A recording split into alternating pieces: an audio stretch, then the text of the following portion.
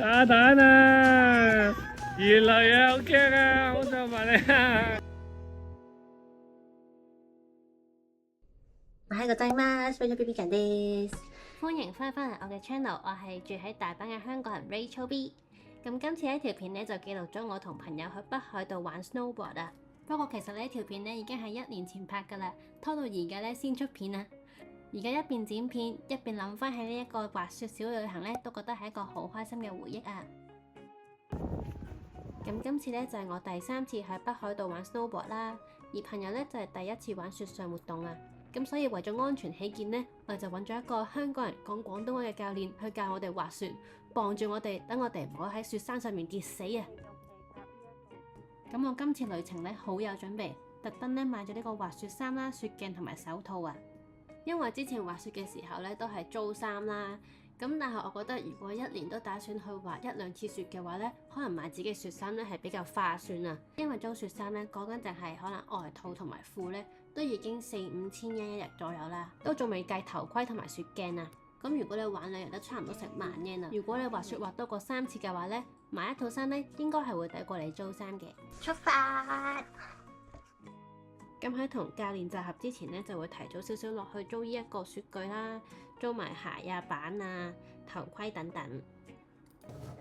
完全唔記得咗點樣着呢個雪鞋。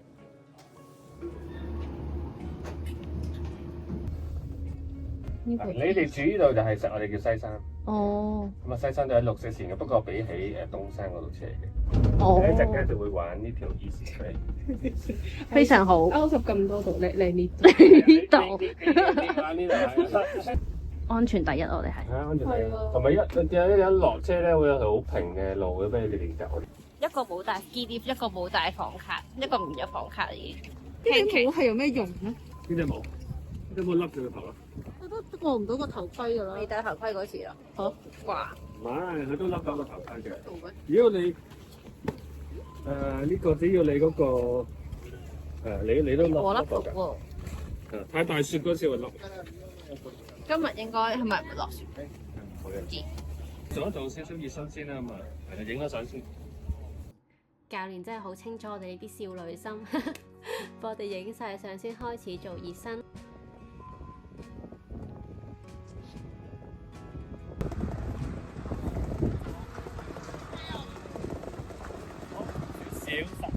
我再俾到佢。咁呢一條片咧唔係賣廣告啦，但我真心覺得咧，揾翻一個識講廣東話嘅滑雪教練咧，係非常之好嘅體驗啊！除咗香港男仔，我覺得真係非常之有耐心之外，好痛錫女仔之外咧，第二就係講廣東話真係易明好多啦。即係譬如佢話用音力咁樣，咁我覺得咧冇其他語言咧，你係會 get 到一個音力呢個詞語 get 得咁好啊！咧就主要咧就慢慢伸。嗰個係 perfect 嘅天氣係啊，而家滑咗個半鐘，小攰。冇影我。我講笑唔好意思。呢邊有啲輕食，有 burger、曲奇、咖啡。喺呢邊咧就係有嗰啲咖喱飯食下，有 pasta 啊嗰啲，仲有吞拿魚檔，但係大排長龍。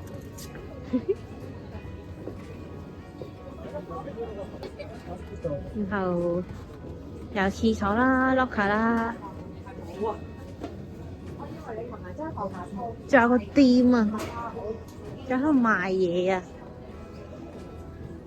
好識賺錢啊！喺度買呢啲手襪啊、neck warmer 啊、Gogo 啊，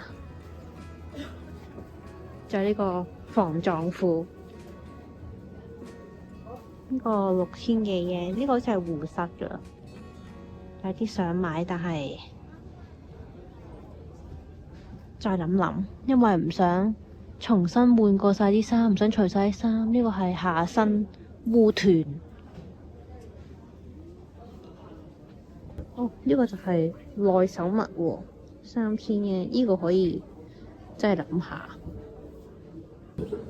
仲有一啲拍埋機。咖啡都有少少誠意，有拉花。教練食飯團，有米食咖喱飯，仲未翻嚟。我而家食完 lunch，然後逼個教練上去試幫佢睇。教練而家行緊上去，收過落嚟。我同佢講話，叫佢俾我哋感受下滑雪嘅魅力，我哋先有動力繼續滑雪。因為咁都好多人俾錢我滑雪，係喎。然後我哋啱食完飯消化下咁樣。哇！太陽出來了。哇！啲影唔影到啊？定殘眼我都睇唔到。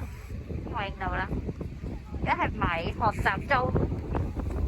係我哋而家慢慢輪咁樣。今日天氣真係好好啦。啲都唔凍，熱到除咗件衫添。Hello。咁朝早上堂嘅時候咧，主要就係學習姿勢啊，將雪鞋扣上雪板啊等等啦。然後咧掌握咗基本技巧之後咧，到最後下午堂咧就會嘗試搭呢個 lift 上雪山，畫一個比較斜嘅雪坡落嚟啦。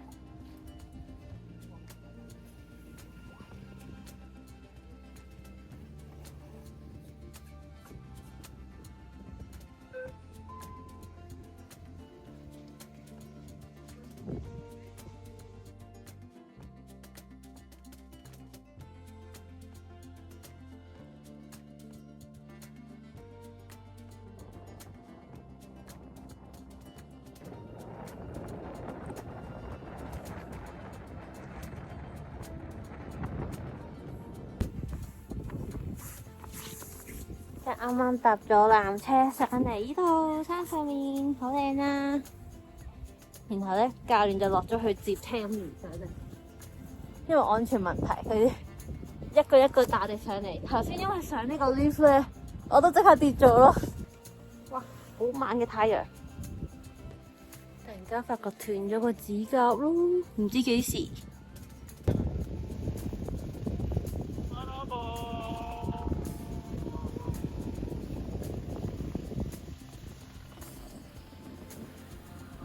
到底啊！如果可以的話，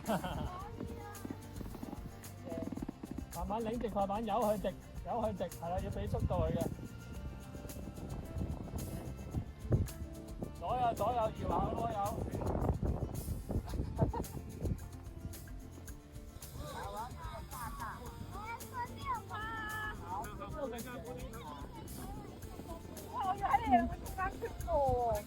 係啊。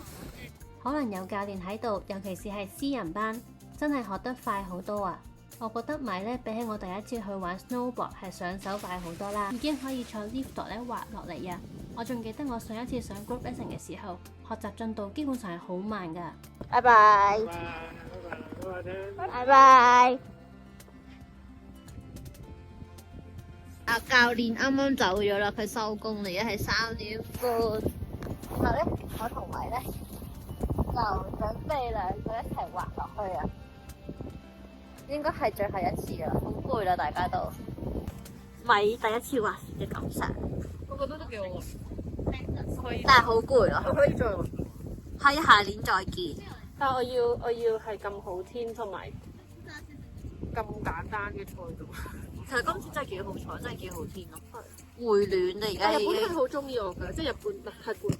拍喎係喎，你之前紅葉嚟都勁好天喎。係啊，我同你去迪士尼又係好好。真係。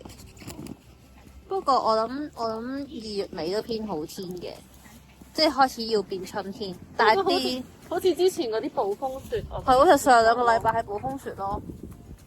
雖然而家啲雪開始硬硬地，即係變冰咯，而家係好天。哎呀，有個藍田咁樣我就。我哋而家鼓起勇氣滑佢。真係教練已經走咗啦。然後又再坐到好。係呢度我哋而家係自生自滅魔啦。OK。唔係好記得咯，已經。教練一走咗，即刻唔記得晒。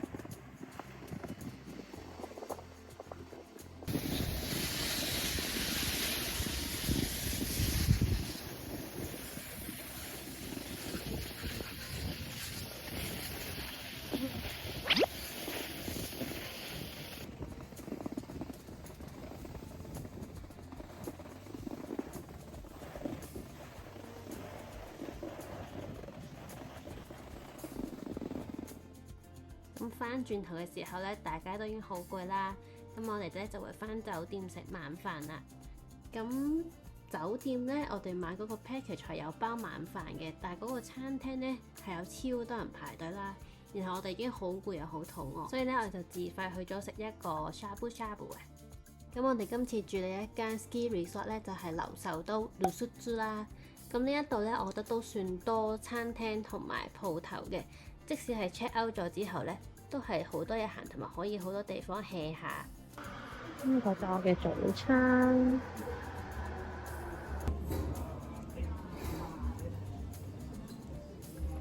幾好嘅，即係而家喺雪地散步1個鐘，然後就搭1點鐘嘅巴士去翻呢個嘅札幌市中心。但係今日唔滑雪㗎，就係行下咁樣，呼吸下啲空氣咁啊！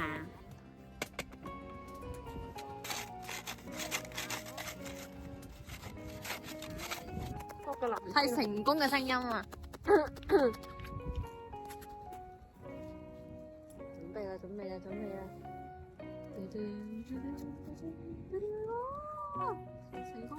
成功啦！夾先！哇！出世啦！我覺得自己今次第3次滑雪咧，終於開始享受到滑雪嘅樂趣啦。雖然仲有好多唔穩定嘅地方啦，但係咧已經比起之前跌少咗好多。我相信如果冇呢一位教練嘅話咧，我哋應該唔會學得咁快。今次真係好多謝呢一位教練咧，佢咁有耐性同埋好搞笑咁樣教我哋。我哋上堂咧都上得好開心啊！咁呢條片咧就嚟到呢度先。如果你都中意呢一條片嘅話咧，記得 like、share、comment， 話俾我知你滑雪嘅時候會唔會揾教練呢？同埋你滑咗幾多次先開始滑得順呢？冇滑過雪嘅話，你又會唔會想試下呢？咁我哋下條片再見，拜拜！多謝收看。Yeah， 又向左邊行 ，OK。係啦，板頭 ，OK， 係啦，係板頭慢慢指。好嘅，如果想睇住我呢個香港女仔喺日本生活慢慢成長嘅話，就記得訂閱我呢個 channel 啦。